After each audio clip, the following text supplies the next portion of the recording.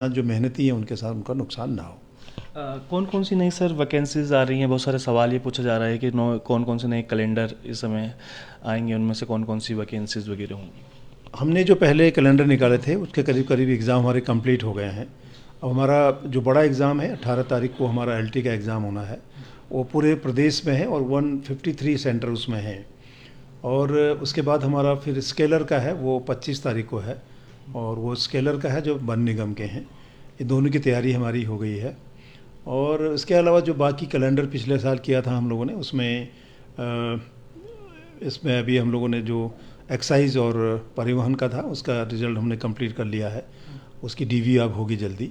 Driver का exam हो गया है हमारे, उसका उनका भी ड्राइविंग टेस्ट होना है। और जो नई भर्ती हमारे पास है उसमें इंटरमीडिएट लेवल के काफ़ी हमारे पास वैकेंसीज आ गई हैं। ग्रेजुएट लेवल पे थोड़ी कम है अभी उस, लेकिन उम्मीद करें शायद पटवारी का आने वाला है, ऐसा पता लगा था। इसके अलावा जो पुलिस डिपार्टमेंट में करीब 2000 के आसपास है। फॉरेस्ट डिपार्टमेंट में करीब 800 के आसपास होंगे, जिसमें कॉर्बेट नेशनल पार्क का भी फोर्स है उसमें, वन दरोगा भी हैं, वन आरक्षी भी हैं। अभी हम लोगों ने कुछ तो उनको वापस कर रखे हैं, थोड़ी कमियां थी लेकिन वो भी उसको पूरी करेंगे तो उनकी भर्ती है। एक बड़ी भर्ती हमें करनी है सिंचाई विभाग की, जिसमें लगभग 2000 के आसपास पद हैं। इसके अलावा टेक्निकल हैं, कुछ कोऑपरेटिव में हैं, कुछ संगीत संस्कृति विभाग के हैं। और हम 1 सितंबर से कैलेंडर जारी करेंगे इन एग्ज़ामों का। और हमारा प्रयास होगा कि हम मार्च 2025 तक ये सारे एग्ज़ाम पूरा कर लें और सितंबर से हम इनके कैलेंडर निकाल करके विज्ञप्ति निकालने की कोशिश हम लोग करेंगे। तकरीबन कितनी भर्तियां रहेंगी अगर आंकड़ों में बात करें टोटल? देखिए, इसमें अगर आप पुलिस मान के 2000 तो पुलिस का ही है।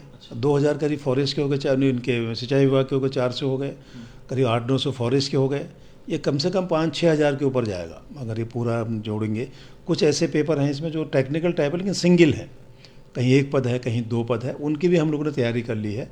हमारी यह पूरी तैयारी है। हम 1 सितंबर से नए कैलेंडर के साथ नए विज्ञप्तियों के साथ अपना काम करेंगे और अगले साल मार्च अप्रैल तक हम ये पूरी कंप्लीट करके कोशिश करेंगे कि सारे एग्ज़ाम समय से हो जाए।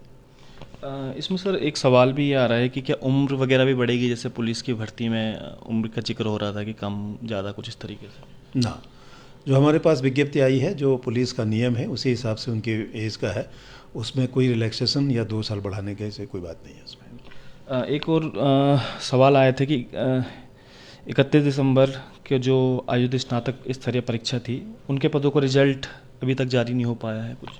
नहीं, उसमें थोड़ी दिक्कत आई। उसमें हम लोग कभी 2-3 मीटिंग हमारी आपस में हमने कर लिया है। वो थोड़ी चिंता हमें उसकी है क्योंकि वो एग्ज़ाम को हमको 8 महीने हो गए। उसका सबसे बड़ा कारण था कि डिपार्टमेंट से कुछ वैकेंसी को लेकर के संशय था, कभी घटता था कभी बढ़ता था।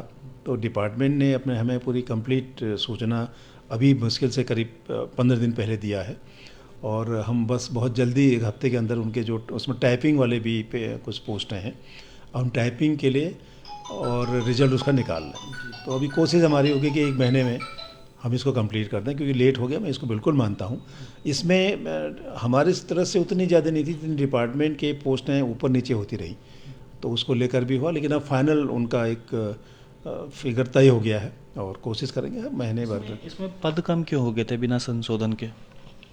नहीं, पद कम ज़्यादा तो होते रहते हैं। कभी क्या होता है कि कई उनके इंटरनल ट्रांसफ़र हो जाते हैं, उससे कम हो गए होंगे। तो वो टेक्निकल चीज़ें हैं, उसमें बहुत डिटेल में मत जाइए आप। लेकिन पद घटते बढ़ते रहते हैं, लेकिन जितने विज्ञप्ति हमने निकाली थी करीब करीब उतने का ही रिजल्ट हम निकालेंगे। कई सवाल हमारे पास ये भी आए थे कि आयोग ने कहा था कि जुलाई में कैलेंडर जारी होगा, लेकिन उस जुलाई में नहीं हुआ कैलेंडर हमने जारी किया। जिस कैलेंडर ने हमने जारी करके पूरा एग्ज़ाम हमने कंप्लीट कर लिया अपना। जो हमने कैलेंडर आपको पहले जारी किए थे उसके एग्ज़ाम और कंप्लीट हो जाएंगे 25 तारीख में। सब एग्ज़ाम उनके रिटर्न करा लिए हम लोगों ने, उनके फिजिकल करा लिए हैं। अब ये जो नया भर्ती हमारे पास आया है, इनका कैलेंडर हम जारी करेंगे सितंबर में। उसी साथ विज्ञप्ति के साथ साथ भी निकालेंगे। जो मैंने बाकी जो आपको बताया, intermediate level, graduate level, police, ये हम लोग सितंबर से इनका शुरू करेंगे और सितंबर में ही हो सकता है लास्ट वीक में हम लोग कैलेंडर इनका जारी करते हैं। एक और सजेशन आया था कि जैसे स्टोनोग्राफी जिसको नहीं आती वो भी फॉर्म भरते हैं, बाद में सीट खाली रह जाती हैं। इस प्रकार के भी आया था कि 2021 में जैसे जिस समय आया था वो रिटर्न एग्ज़ाम में 650 स्टूडेंट पास हुए थे, जबकि टेस्ट में कम आ गए थे। तो ये पद जो हैं वो खाली रह जाते हैं और यूकेपीएससी तो पहले जो है स्टेनो बाद में फिर रिटर्न करता है। नहीं नहीं, ऐसा नहीं है। पद खाली नहीं रहते हैं। उसमें नियम ये है कि पद खाली रहेंगे तो फिर बच्चे और बुलाए जाएंगे, और जब तक वैकेंसी पूरी हो जाती है। पिछले वाले स्टेनो में हम लोगों ने जहाँ हम रिजल्ट उसको हमने रोक दिया उसको, हमने फिर क्योंकि साल भर हो गया था हमने उसको क्लोज कर दिया। स्टेनोग्राफी में रूल ये है कि जैसे आपने भर्ती कर दिया, एग्ज़ाम लड़के आए, उसके बाद आपको सपोज का 10 वैकेंसी रह गई तो बच्चे फिर बुलाए जाएंगे। बच्चे तो पास हो ही रहे, 600-700 बच्चे पास हो रहे हैं, जिसमें मतलब ये कि स्टेनोग्राफी जिनको नहीं आती उनका पहले रिटर्न किया जाए, बाद में स्टेनोग्राफी। ना ये तो देखो आप चलेंगे रूल से, जो डिपार्टमेंट की नियमावली से चलेंगे आप। ये नहीं हो सकता कि लड़का चाह रहा है मेरा पहले स्टेनो टेस्ट, ऐसा जरूरी नहीं है।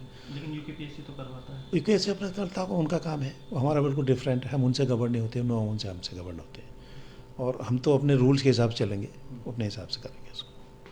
चलिए, और सवाल भी आए थे कि एलटी भर्ती परीक्षा 2020 में विद्यालय ज्वाइन नहीं करने वाले पदों की लिस्ट। नहीं, वेटिंग का था। वेटिंग में हम लोगों ने जो हमारे पास बचे थे वेटिंग में करीब 37-38-57 करीब पद थे इनके पास। और मेरे उसके बाद जो हमारे पास जिनकी डीवी हो गई थी कि अरे 11 पद थे, हम लोगों ने वो 11 पद भेज दिए। अब हमारी वो भर्ती क्लोज हो गई है। अब जो वैकेंसी बची है इस वाले एलटी में वो जाएंगे। अच्छा, एक सवाल सर बार बार आया था कि 15 दिन और एक हफ्ते के अंदर रिजल्ट जारी करने के लिए पहले कहा गया था, लेकिन वो चीज़ें फॉलो नहीं हो पा रही हैं। क्या कुछ प्रॉब्लम आ रही है उसमें कि 15 दिन में रिजल्ट वो जारी नहीं हो पा रहा? नहीं, ऐसा नहीं। 15 दिन में देखिए, 15 हमने ये हम आज भी उसी प्रिंसिपल पे काम कर रहे हैं। हमारा काम है कि जैसे वो एमआर शीट आती है तो हम 24 घंटे में उसका आंसर की जारी कर दे रहे हैं। 24 घंटे में पूरा रिजल्ट निकालने में 3 से 3 महीना लग जाता है। छोटे एग्ज़ाम हमने शुरू में किया था कि जैसे सचिवालय सेक्रेटरीट का हम लोगों ने करीब 5 दिन में रिजल्ट तैयार कर दिया था। अभी भी हमारा देखिए पूरा एग्ज़ाम करने के बाद 3 महीने के अंदर लगता है टाइम। 15 दिन में नहीं हो सकता। देखिए डॉक्यूमेंट वेरिफिकेशन करना है, उसके बाद जब आंसर की देते हैं तो उनके ऑब्जेक्शन आते हैं। पूरा प्रोसीजर समझिए ना। अब जैसे आपने एग्ज़ाम दिया, हमने आंसर की डाल दिया, आंसर की के बाद उस पर ऑब्जेक्शन बहुत आते हैं लोगों के कि मेरा ये आंसर गलत था या अपने गलत कह रहे हैं। उसके लिए आपको पूरा महीना भर चाहिए। और उसमें देखिए परसेंटेज जो है, जो करेक्ट होने का गलत होने का मुश्किल से 1-2% है। अगर आप 100 ऑब्जेक्शन करेंगे तो 2-1 हो सकता है सही हो, बाकी सब गलत भरते हैं। हमारा लड़कों से ये भी रिक्वेस्ट है हमारी, भाई आप केवल इस बात के लिए ऑब्जेक्शन मत करिए कि मुझे भेजना ही है, क्यों ड्रॉप हो जाता है। आप क्यों टाइम वेस्ट कर रहे हैं मेरा। फिर वो एक्सपर्ट आते हैं, एक्सपर्ट उसको देखते हैं, तो आप मान लो मोटा मोटा 1.5 महीना तो इसी में लग जाता है। अभी भी छोटे छोटे एग्जाम में भी 100-100, 150-150 ऑब्जेक्शन आ रहे हैं और ड्रॉप हो जाते हैं वो। या तो फिर वो गलत सही हूँ तब तो ठीक है। तो इसलिए हमने इससे बचने के लिए हमारा एक कोशिश और कर रहे हैं हम लोग कि जितने क्वेश्चन चैलेंज करेंगे उसके पैसे देंगे हमें आप। अच्छा। आप पे करोगे पर क्वेश्चन। अच्छा। ये होता है। क्या फीस कॉस्ट वगैरह क्या है? आप आप हमने कहा आप 50 रुपये दें, 100 फिक्स कर रहे हैं, मतलब लगे हैं कि आप एक क्वेश्चन अगर आपने चैलेंज करोगे तो आप 100 रुपये दोगे। ये करेंगे तो जो एक कुछ इस तरह के लोग भी इसमें काफ़ी दिखते हैं जो एक शौकिया होते, चलो ऑब्जेक्शन कर देता हूँ मैं, उसकी प्रवृत्ति रुकेगी, उससे हमारा टाइम बचेगा, टाइम से एग्ज़ाम होने में हमको और मदद मिलेगी। यहाँ कुछ ऐसे बच्चे भी मैंने ऑब्जेक्शन लिखे देखे, वो लिखता है कि 1 से 100 नंबर मेरे का सभी क्वेश्चन में मेरे को ऑब्जेक्शन है, आगे कुछ नहीं लिखता हो और नीचे दर्शक कर देता है। ये क्या हुआ। ऐसे करके टाइम वेस्ट मत करिए। मेरा टाइम वेस्ट करोगे तो लेट एग्ज़ाम रिजल्ट लेट होगा। आप जिस पे बिल्कुल कंफर्म हो कि हाँ ये गलत आंसर है, मेरा वो सही था, आप उसको चैलेंज करो, लेकिन मुझे करना ही करके मत करिए, उससे टाइम वेस्ट होता है। सर, पिछले साल भी मैंने जब पिछली बार इंटरव्यू लिया था, ये सवाल भी मैंने पूछा था कि इसमें बड़ा कंफ्यूज है कि बुक्स कौन सी पढ़ें। एक्चुअली किसी बुक्स में कोई सा जवाब है, किसी में कोई से भी जवाब है। देखो अब सब स्टैंडर्ड की बुक पढ़ाओगे तो कुछ मिल जाएगा आपको। यहाँ तो कोचिंग सेंटर भी किताब लिख रहे हैं, उनकी किताब क्यों पढ़ते हैं आप सीबीएसई में जाओ, आप उन ऑथर्स की किताब पढ़िए जो वाकई स्कूल कॉलेज यूनिवर्सिटी में लग रहे हैं, उनको पढ़िए ना। आप कोचिंग सेंटर पे गैस पेपर पे मत जाइए ना, तो गलत होगा। आप स्टैंडर्ड की बुक खरीदिए ना, तो सब कुछ टेक्स्ट बुक बहुत अच्छी अच्छी मिल जाएंगी आपको। हमने अपने कमीशन में सारी बुकें हम लोगों ने अपनी लाइब्रेरी हम अच्छी बना दी हम लोगों ने। अब भी कोशिश कर रहे हैं, सारे स्टैंडर्ड की बुकें हमारे पास मिलेंगी आपको। यूपीएससी की तरफ से कुछ ऐसे बुक्स वगैरह कुछ ऐसे जारी कर देना चाहिए, इन ऑथर की बुक्स पढ़े हैं क्योंकि बड़े कंफ्यूज हैं। वो हम नहीं कर सकते, फिर वो बिजनेस हो गया। मैं कहूँगी आप रोमिला थापरी की किताब पढ़िए, मैं क्यों कहूँ। लेकिन एक बेस्ट तरीका देखिए, सबसे बड़ा मजबूत है जो एनसीईआरटी आपकी सरकारी है। हाई स्कूल इंटरमीडिएट स्तर में उससे बढ़िया किताब कोई है ही नहीं। इसके अलावा हिस्ट्री की किताब हैं, तमाम अच्छे अच्छे ऑथर हैं जो ये बच्चे पढ़ते भी होंगे उनको, लेकिन लास्ट में क्या करते हैं कि लोग कोचिंग सेंटर की बुक पर चले जाते हैं। मैंने ऐसा भी देखा है कि कोचिंग सेंटर के जो टीचर पढ़ाने वाले उनकी किताबों का भी लोगों ने रेफरेंस दिया है। तो क्या स्टैंडर्ड रहेगा आपका? जो कोचिंग सेंटर में पढ़ा रहा है वो क्या करेगा आपको? आप उनकी पढ़िए ना, जो रिकॉग्नाइज हमारे ऑथर हैं उनकी बुक्स पढ़िए, सब पढ़िए। आपको क्या खरीदने की ज़रूरत नहीं है, गूगल में आजकल सब हैं, पढ़िए। आप हमेशा अच्छी किताब लेकिन पढ़िए। विरोधाभास भी तो होगा कई किताबों में कि जो बहुत अच्छे कम होते चांस है। अगर आप ये लोकल हर आदमी किताब नहीं लिखेगा तो विरोधाभास होगा। मैं भी किताब लिखना शुरू कर दूँ कल। उत्तराखंड के इतिहास लिखने वाले कम से कम 150 हो गए अभी आजकल हमारे। उत्तराखंड का किताब लिखने वाले 150 से ऊपर है हमारे ऑथर। तो अब 150 का अपनी आप किसकी किताब आप पढ़ रहे हैं? तो आप उनको पढ़िए, उत्तराखंड के बारे में आपको तमाम चीज़ें मिल जाएंगी। कुछ और सवाल ले लेते हैं सर, जिसमें यह है कि कनिक सहायिका के 746 पद रिक्त हो चुके हैं। उन पदों में नई भर्ती को जोड़कर कम से कम 500 से अधिक पद होने चाहिए थे, फिर भी कनिक सहायिका के 200 पदों पर ही अध्याचन आयोग के पास है। यार मेरा काम नहीं है, अध्याचन भेजना डिपार्टमेंट का काम है, मेरा काम है भर्ती करना। अध्याचन घटाना बढ़ाना मेरा काम नहीं है कि मैं उनको लिखूँ बस आप 500 वैकेंसी आपकी हो गई, आप मेरे को 300 क्यों भेज रहे हो? डिपार्टमेंट का काम है, डिपार्टमेंट अपने हिसाब से अध्याचन भेजे, और मेरा काम वो नहीं है। मेरा काम तो वो है जो अध्याचन आएगा उसमें भर्ती करूँ। कई सारी टेक्निकल भर्तियां कई टाइम से निकली, जैसे ऊर्जा निगम, यूपीसीएल, पिटकुल, यूजीवीएनएल में जेई और टीजी2 की भर्ती भी नहीं आई है। कि वहाँ से कोई अध्याचन नहीं आ रहा है 8 साल के तकरीबन से? देखो मैं ये कह रहा हूँ कि हमें जो हमारा काम है अध्याचन को आने के बाद भर्ती करना, अध्याचन भेज रहे नहीं भेज रहे वो मेरा सब्जेक्ट नहीं है। दूसरा ये है कि हम अगले साल से ये काम और करेंगे, पिछले साल भी किया था हम लोगों ने, लेकिन डिपार्टमेंट थोड़ा सा उसमें कभी कभी जैसे रूल के हिसाब से अप्रैल मई में हमें डिपार्टमेंट को हम चिट्ठी लिखते हैं कि अपनी वैकेंसियाँ बताइए हमें जून तक, मई तक लास्ट तक बताएं, वो मई जून तक। तो उसके बाद फिर हम लोग क्या करते हैं कि जब मई जून तक पूरी समीक्षा करके उनको लिखते हैं कि आप अध्याचन भेजिए आप जुलाई में, जैसे चयन वर्ष जुलाई है। डिपार्टमेंट क्या करता है कि जो एक सिस्टम है उसमें नहीं आते वो। आज मेरा मन किया मैंने 10 भेज दिया, दूसरा डिपार्टमेंट ने कहा 4 दिन बाद उन्होंने 4 और भेज दिए। अब यही ड्राइवर का अभी हम लोगों ने 36 ड्राइवरों की भर्ती कर रहे हैं हम लोग। अभी 2 दिन के उसके विज्ञप्ति निकलने के 15 दिन के बाद 15 भर्ती वैकेंसी फिर आ गई। अब वो हम ऐड नहीं कर सकता उसको, फिर वैकेंसी हो गई। अब उसके लिए फ्रेश एग्ज़ाम कराऊंगा मैं। तो अभी अगले अप्रैल से हम जो ये हमारे जो पेंडिंग जो हम करें अब मार्च तक ख़त्म करेंगे, अप्रैल तक हमारा गवर्नमेंट हमारा ये कोशिश होगा कि अप्रैल में हम सभी डिपार्टमेंट को चिट्ठी जाएगी हमारी, अपने डिपार्टमेंट की जो वैकेंसी है किसी भी पद की है उसका अध्याचन अगर हमको आप मई तक दे दें, तो अगर वो सिस्टम में आ जाएंगे तो ये जो आप कह रहे हो नहीं होगा। वाहन चालक भर्ती में एक समस्या और भी आ रही है, जो काफ़ी सवाल भी पूछे हैं, कि जो ये लिखित परीक्षा है उसमें 25% होने चाहिए थे जो नियमावली के हिसाब से, लेकिन आयोग द्वारा 50% पर कराया जाता है। कोई दिक्कत नहीं है, जितना नंबर आता है उसका आधा करते हैं हम लोग, कोई दिक्कत नहीं है। क्वेश्चन 50 देते हैं, 50 में उसका आधा करते हैं। लेकिन नियमावली के हिसाब से तो 25 इसी में करते हैं स्कोर। अच्छा। स्कोर 25 का ही जाएगा। अब 25 नंबर का क्वेश्चन करेंगे तो आधे घंटे में पेपर होगा। हमारे 100 क्वेश्चन 2 घंटे के होते हैं, अगर हम 25 क्वेश्चन कर देंगे तो आधे घंटे में एग्जाम खत्म हो जाएगा। जब तक बायोमेट्रिक करेगा जब तक घंटे बच जाएगी, तो हम 50 का भी उसको आधा करते हैं। उसको ऑप्शन और लड़कों को और मिल जाता है, लड़कों के लिए फ़ायदेमंद है वो। 50 क्वेश्चन में ऑप्शन ज़्यादा है, 25 में ऑप्शन नहीं होंगे आपको। नहीं तो 25 क्वेश्चन पूछूंगा मैं आपको तो 25 में हो सकता है आप ना कर पाए, 50 में ऑप्शन है आपके पास। आधे किस तरीके से करेंगे थोड़ा? नहीं, जितने नंबर है उसका आधा आपको। अगर 20 नंबर है 10 अच्छा। खत्म, तो कुछ करना ही नहीं। आपको टेक्निक रॉकेट साइंस थोड़ी है कोई, ऐसा कुछ नहीं। चलिए, एक सवाल और आया था सर कि होमगार्ड हवलदार के पदों में फिजिकल फॉर्म भरने के बाद बदले गए, ये भी सवाल आया था इसमें। बिल्कुल आया है, ये बात सही है आपकी। जो उनकी पहले केवल हम लोगों ने हाइट एंड वेट में दिया था, उसके बाद जब उनकी नियमावली में हम लोगों ने उनको भेजा कि फिजिकल शुरू करेंगे, तो उनके नियमावली में ये है कि फिजिकल पहले क्या डिपार्टमेंट खुद एग्ज़ाम करता था। उनके नियम में ये था, जो गवर्नमेंट से हमारे यहाँ अप्रूव्ड है उत्तराखंड सरकार में, कि उसका फिजिकल एग्ज़ाम क्या क्या लेंगे वो नियुक्त अधिकारी तय करेगा। एक लाइन है उसमें, नियुक्त अधिकारी होते हैं इनके डिवीजनल कमांडेंट। तो इन लोगों ने मीटिंग करी होगी तो उन डिवीजन कमांडेंट ने स्टैंडर्ड तय कर लिया कि 15 फीट आपको लॉन्ग जंप करना है। तब वो ऐड हुआ है, तो ऐड हमने भेज दिया है।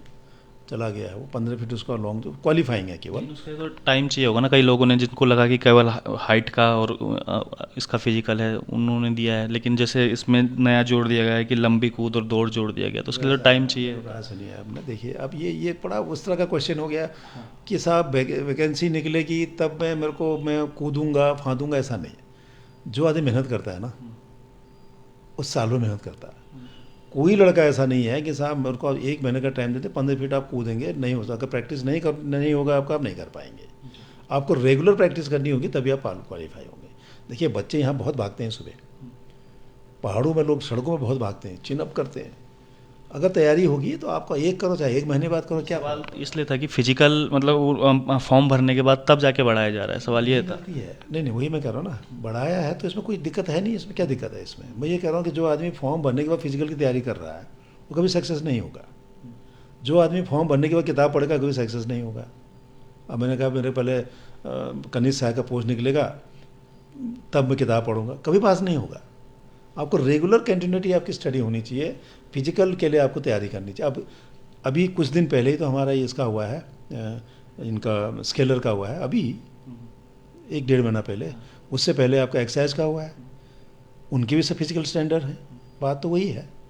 तो लेकिन अब मैं एग्ज़ाम होगा, रिजल्ट निकले, विज्ञप्ति निकलेगी तब मैं तैयारी करूँगा, वो लड़का पास नहीं हो सकता। आपको रेगुलर पढ़ाई करनी पड़ेगी, कंटिन्यूटी में पढ़ाई करनी पड़ेगी।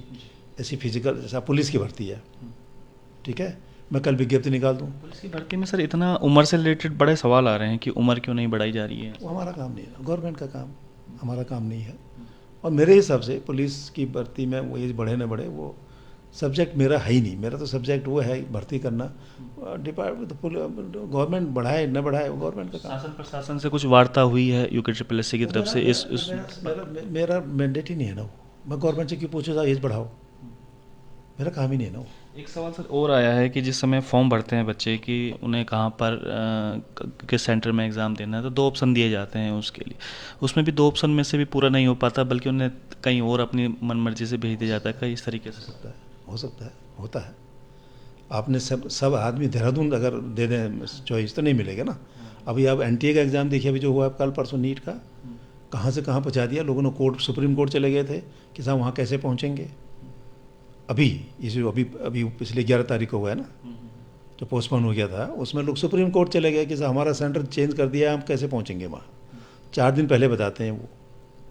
तो सेंटर के ऊपर कोई सब्जेक्ट नहीं होना चाहिए। सेंटर देखो उत्तराखंड में तो होगा, उससे बाहर तो होगा नहीं। तो अब फिर भी मतलब अगर जैसे कोई देहरादून में रह रहा हो, उसको पिथौरागढ़ जाना पड़ जाए या ऊपर जाए, आदमी कंफर्ट जोन में आने की कोशिश करेगा कि मैं देहरादून में एग्ज़ाम दूँ, हरिद्वार में दूँ, नैनीताल हल्द्वानी में दूँ, उधम सिंह नगर में दूँ, तो पहाड़ में कौन जाएगा। इतनी कैपेसिटी आपके पास यहाँ पर है नहीं। तो फिर नॉर्मली हमने देखा है कि दिक्कत ऑप्शन नहीं क्यों दिया जाता है फिर। ऑप्शन 2 ऑप्शन देते हैं ना, आप कहाँ जाओगे। 1-2 बार दिक्कत हुई होगी। जब कांवड़ मेले में पिछली बार हमने एग्ज़ाम किया था, हरिद्वार पूरा शिफ्ट किया था हमने, उस टाइम दिक्कत हो सकती हुई हो, अदरवाइज नहीं दिक्कत हो रही है।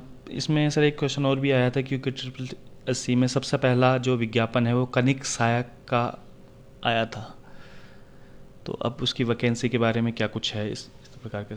नहीं देखो यार, अब देखो लड़के क्या करते हैं ना, बैठे हुए मेरे को मैसेज करते हैं कि साहब कनिष्ठ सहायक का सबसे पहले निकालो। क्यों निकालो भाई, सबसे पहले आता है मैसेज मेरे को।